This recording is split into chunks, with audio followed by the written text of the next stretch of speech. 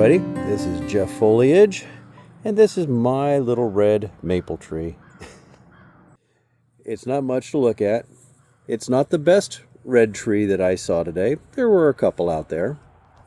That this is As the Foliage Turns and episode 10.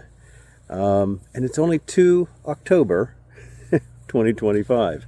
I honestly thought that this would be like episode 1 or episode 2, maybe 3 at most, not episode 10.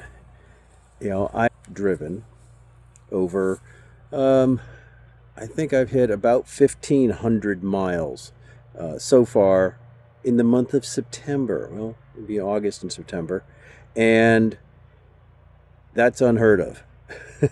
The very least, I would normally head up mid-September, around the 17th, up to the Kank and see what it looked like up there. Usually it was never much in the last 20 plus years. Then maybe a week after that, I would go up to the Dixville Notch, and it was usually starting to get good, you know, about that time, 19th, 20th, 23rd, somewhere in there. And then around the 25th, 26th, 27th, that's when I started making my reports. Not until then, not in 4 August when I started this one. So, needless to say, this has been an interesting year. Lisa and I just got back off the road. We did about 167 miles and 5.5 hours on the road driving. Well, the what we're going to cover today is current conditions. The what the drought has brought. And then where are the colors? Good question. Everybody wants to know. We're going to talk about, I guess, Vermont, New Hampshire, Maine, and Massachusetts. I don't have much for Connecticut, Rhode Island at this time, and not even really much for Massachusetts. It's just too early yet. They just haven't really started turning down there. It's mostly roadside color wherever you look. Okay, so how have your searches been going? I did use the, for today's ideas of where to go, because nothing around me is looking good. I used the New England Fall Foliage group that I have on Facebook, and links in the down below in the show notes. You saw the recap for last week. Wasn't too bad. Beaver Pond looked really good, and it's not that it looks terrible now. It's just it's got more bare trees. It's got it's losing its luster, and and things like that. On Sunday, I took a drive with Lisa, and it was just west of here, the Western White Mountains, but to the border with Vermont, and just a short loop, and really nothing. It was brown. There were some yellows. The sun was out, and it was, but really, I made a couple nice pictures, I think. But that's what I do,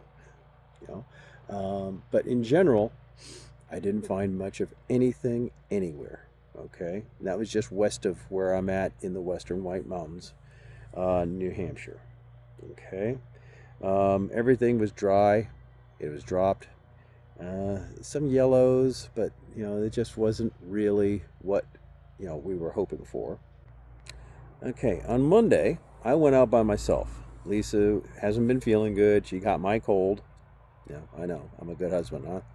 And I took a ride up Route 3, and I stopped at a place I've never stopped at before, not in 20 years. Indian Head Resort.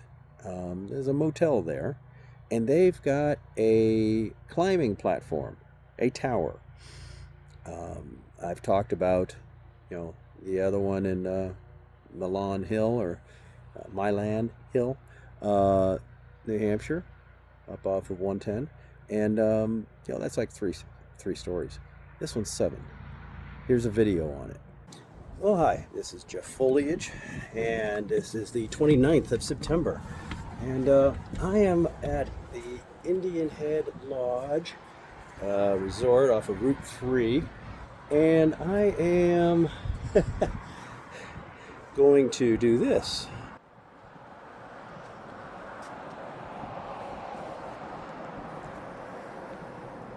All the way up there. I won't make you wait for however long it takes me to make my way up there, but we'll see what it looks like from up at the top. Okay. Oh, and if you're looking for something inexpensive to do and you have the energy to climb to the top, it's $1. Hey, there you go. Well, I survived the climb to the top. You're up here pretty far. If you've ever done the Milan State Park fire tower, that's only 3 levels up. This is about 7 levels up. So let me give you a quick tour what we're looking at here. Okay, we're going to zoom in a little bit. Looking down towards Lincoln on down 3. And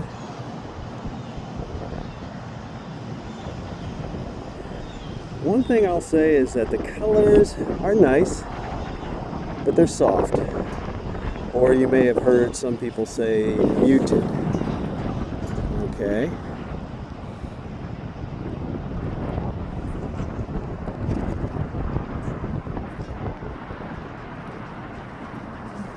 A little windy up here. Haven't lost my hat yet. Okay. And that is the hill that the place gets its name from.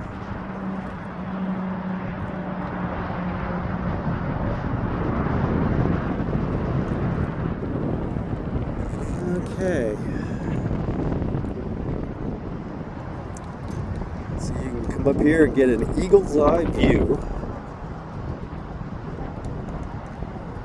of the notch going down Route 3 here. Like I said, it only costs $1. You buy a token as you come in the door, and one for each person, and away you go. So that's Jeff Foliage. This is the 29th of September, 2025, and it's a very beautiful day here in New England. If you're not here, sorry. I'll do my best to show you what we're seeing, and have just a wonderful fall foliage day.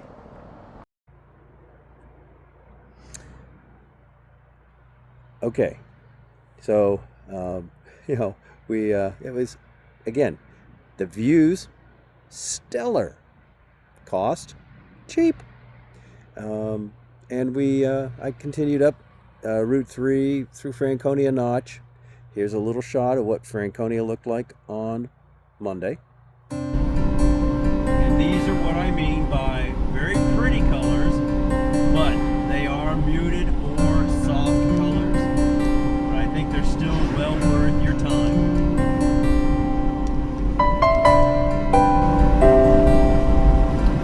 Over at Arist Bluff over there's some nice reds on the hill. Looks like about 20 or 30 people up on Arist Bluff. I think we'll take a run at it and see if we can join. Well, I made my first stop on the trail. I've gotten maybe 150 feet up. This is what we're looking at. And the trail is very, so far, navigatable.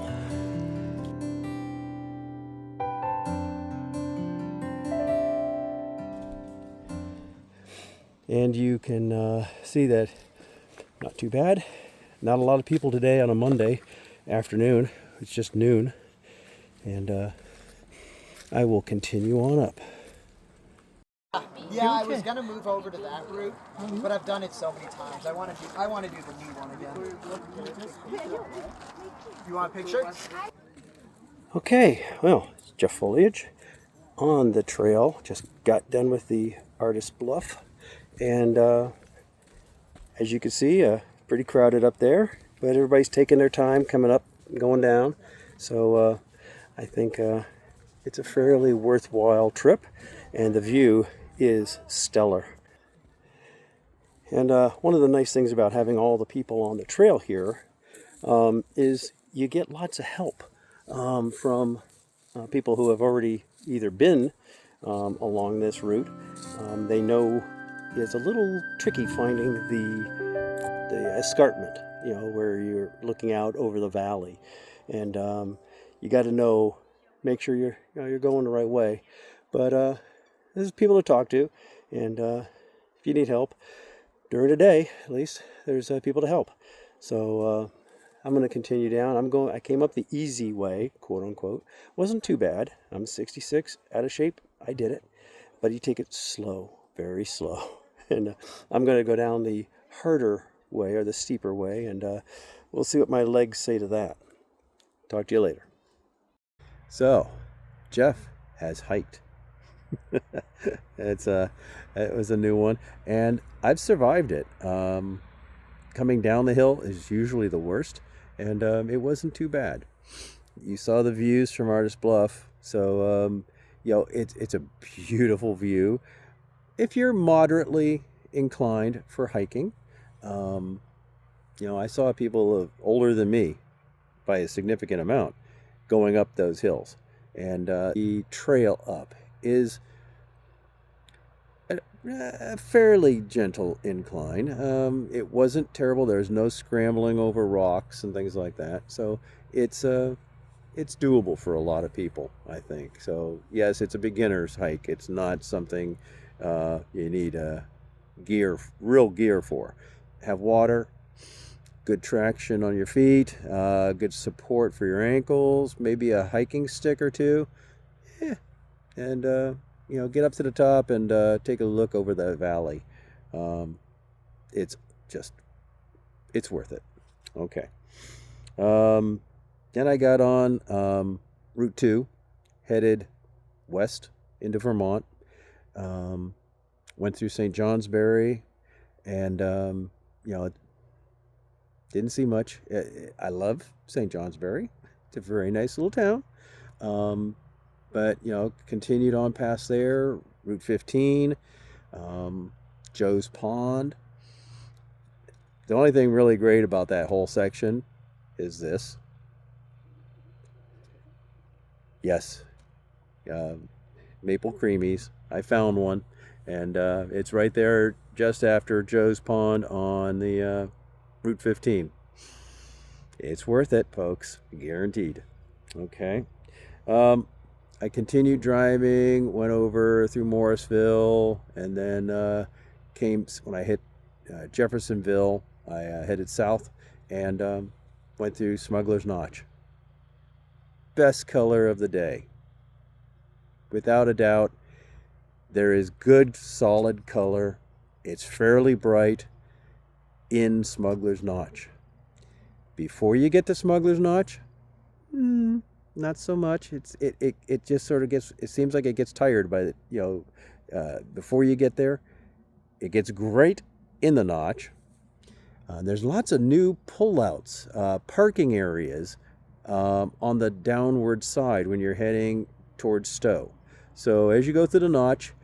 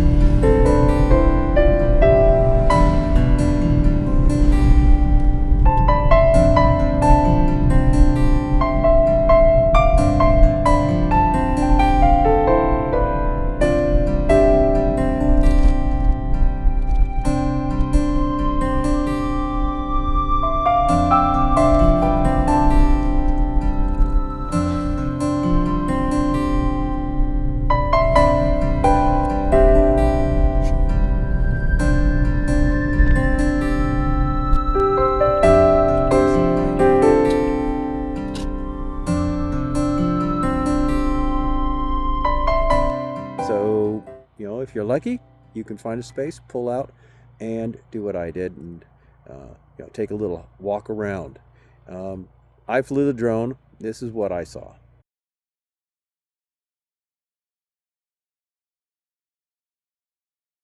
The rest of that trip was really not a lot. I kind of skipped Stowe, so I don't know what it looks like in Stowe directly, but I went around Stowe to the highway and headed home.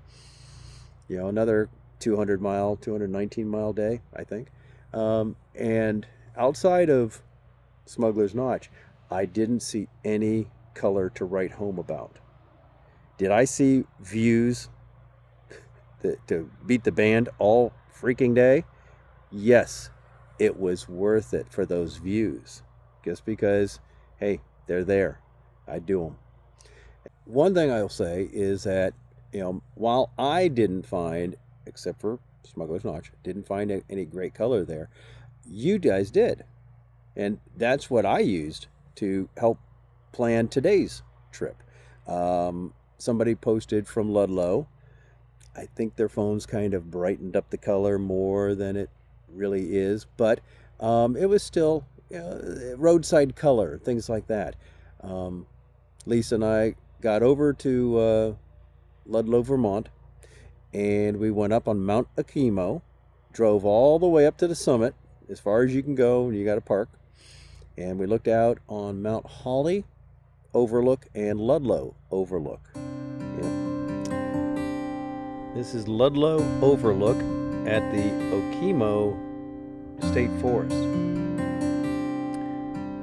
Not a lot of color. I mean, the understory does have some pretty decent colors, but they're everything we've seen so far. Lots of yellowish browns, reddish browns, brown browns. You got the idea. Still looking. Okemo State Forest. And the views are pretty, but nothing to write home about. It looks brown, past peak, old, dry. You pick your adjective. I'm sorry to say that,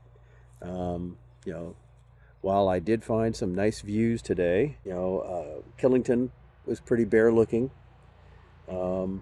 Plymouth, Vermont, the Calvin Coolidge estate, or the village that is there for President Calvin Coolidge, is some of the better color, but don't take better to meaning bright. Woo! No, it was the trees on the hills look like they're fully leafed. They are turning. With the cool temperatures that we're getting, it's about 57 degrees right now.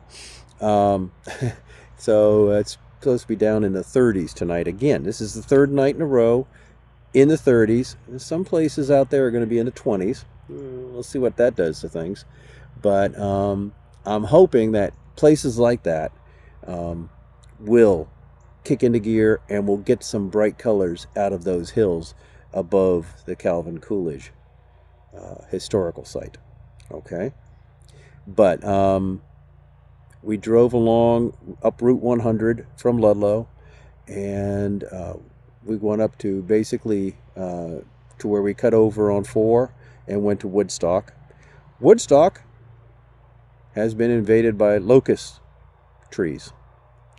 They're yellow. They're fairly prevalent in the town. I would say there's 4 or 5 around the common. And there were 2, you may have seen in pictures before, around the common. There's some red maples. There's lots of maples around the common, but 2 of them across the street from the common are red. The oaks look like they're in good shape. So later this month in October, hopefully the oaks will turn a little bit and give us a little color later on. I'm not sure how that's going to play out. Don't call me up and go, "Hey Jeff, you were wrong." I'm wrong quite often sometimes. So we left there, Went through past the Queechee Gorge, which is down to one lane at the moment. So if you want to miss a tight bottleneck, that's a place to miss. Find another place to cross over your directions. And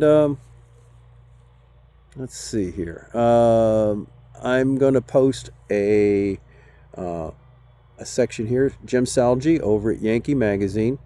He has about 7 or 8 places he recommends for this weekend in New Hampshire. Okay, so in Vermont, I would say go to the Northeast Kingdom, go to Groton State Forest, go through some of the little villages in town. Okay, I want to remind everybody that on Saturday in Groton, Vermont, you have the Groton Festival, which is pretty much all day. It's 7 a.m. till 7:30 p.m.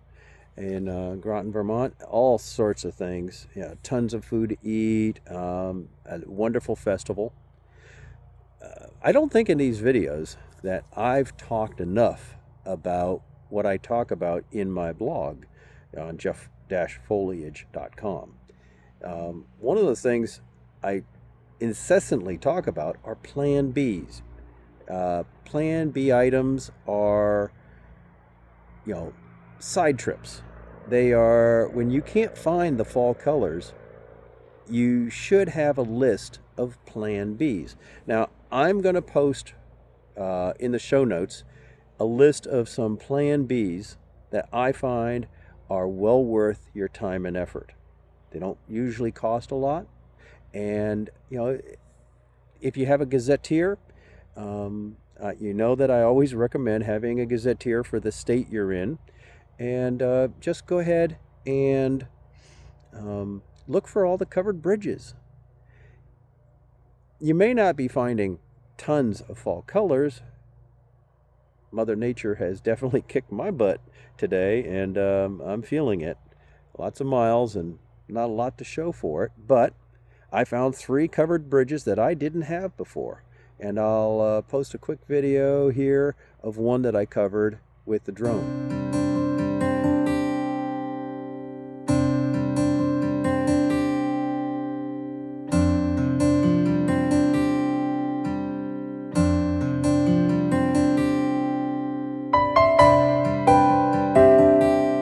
Okay, so as you can see, the color wasn't too bad from above and in front of the Titcomb covered bridge. And if you need to know where it is and everything, the problem with that one is that it's across a private field. Now, they don't have it posted as, do not enter and no trespass, but, I flew the drone over there, took some pictures, got some video, and didn't disturb anybody, or at least tried not to. And that's about the best I can do with that one. But there's tons and tons of covered bridges all through this area. And, they make great Plan Bs. If you got kids with you, Clark's Bears is open. And that's always a perennial favorite. There are tons of things to do in there. I think you could enjoy it. I'm going to, I forgot. Maine. Benjamin Williamson has posted some pictures, and Chris Witten also, of the height of land up near Rangeley, southwest of Rangeley, just before you get there. And the colors looked phenomenal there. Okay. Quill Hill, the other side of Rangeley on Route 16 as you head up towards Eustis. The colors from the top of Quill Hill, check your maps. I don't know. If you have trouble finding it on a map, I'll send you a picture of the map page and everything from the Maine Gazetteer. But those were 2 spots around Rangeley. I would say if you can't find anything else, try Rangeley. Rangeley, Maine, beautiful little town. Lots to explore in that area. You can drive around the lake and everything. West Shore Drive, I think it is. And, it looked like the colors to me were some of the best that anybody has posted. Okay. Down in Massachusetts, John Burke is still talking about the color to come. Some of the places he's visiting, he's seeing good roadside color. Okay. But the hills, everything else, if they're going to turn, they're not turning this early, not this weekend. You could go down to the Berkshires, places like that. Check along Route 2, the Mohawk Trail. But I don't think I'm not hearing about a whole lot of color yet down there. It's still early. We're on the 2nd of October. Normally, I don't talk about Massachusetts, Connecticut, or Rhode Island until the 16th or 17th or later in October. So, again, thank you, Mother Nature. Okay? I want you to have a wonderful fall foliage day. Safe travels. If you have questions, or if there's something I can help with, put it down in the comments. I will try my best to answer everybody's questions. Okay? Thanks a lot, and have a wonderful day.